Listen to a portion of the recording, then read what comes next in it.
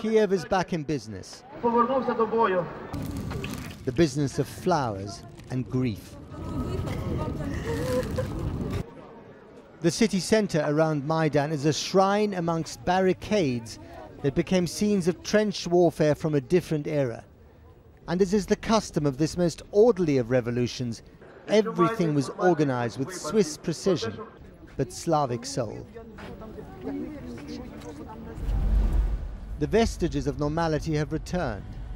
Here, a supermarket at the barricades has opened its doors again. The convict is out, the caption says, referring to the fugitive president and his previous convictions for assault.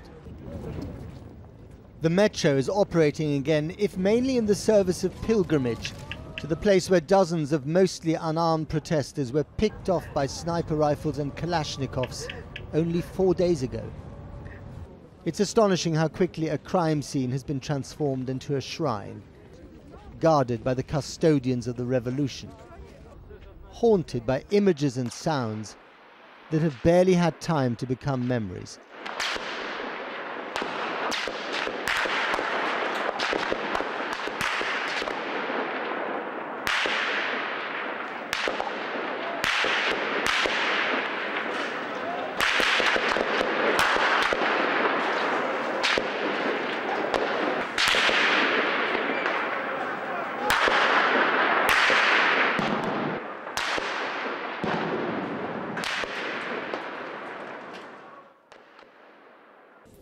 So this was the decisive moment in the battle for Kiev when scores of demonstrators, armed only with shields and baseball bats, charged up the hill towards the riot police on the other side of the barricade.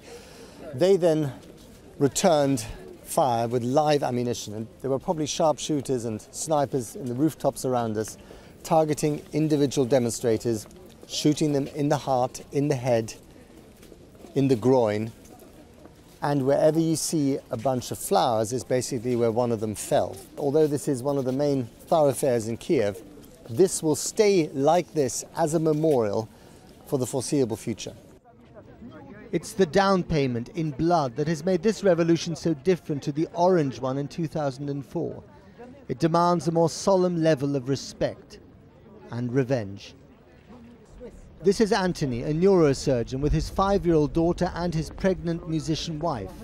She's expecting in a fortnight. What should happen to President Yanukovych? I think that for Ukrainians it's not enough to find him and to judge him. I think that, and I believe, and I see that most of us want him dead. You want him dead?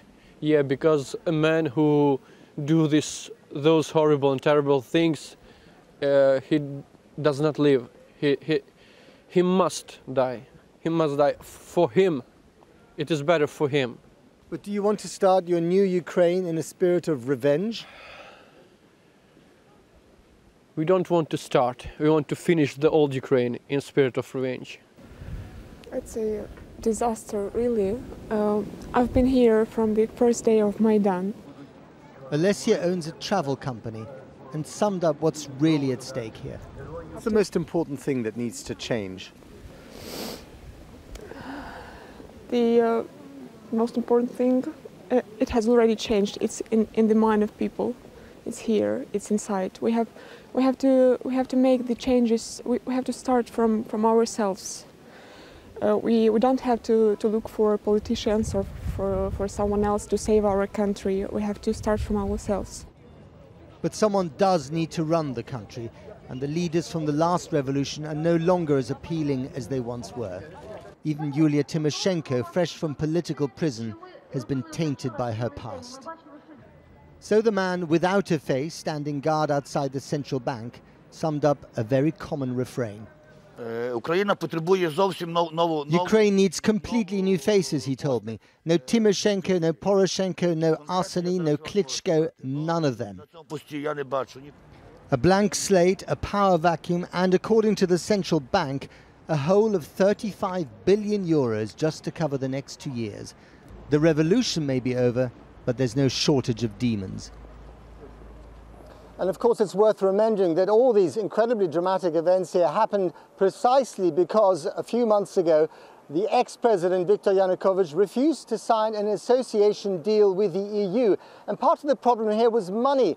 The money that the EU wanted to offer under certain conditions wasn't simply enough to plug the hole in the economy here. And meanwhile, Russia weighed in with 15 billion euros, which was enough. Well, guess what? Russia has now withdrawn its money for obvious reasons, because their man is no longer in charge. He is a fugitive. And so the tussle between the two sides continues. But instead of money, the Russians are now offering plenty of verbal abuse and recrimination, especially against the West, which they accuse of having supported this, what they call, rebellion. Listen to the Russian Prime Minister, Dmitry Medvedev. Некоторые наши иностранные партнеры. Some of our foreign partners, our Western partners, think differently, that those people in Kiev are legitimate. I don't know what constitution and what laws they have been reading. It seems to me it is an aberration to call legitimate what is essentially the result of an armed mutiny.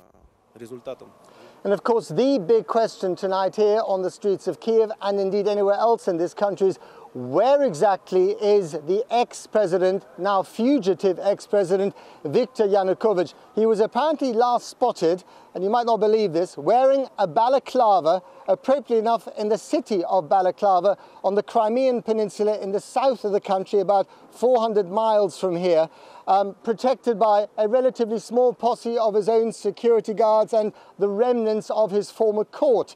Once he is captured and brought back to Kiev, and that's what people want here, he can expect to face the harshest kind of justice.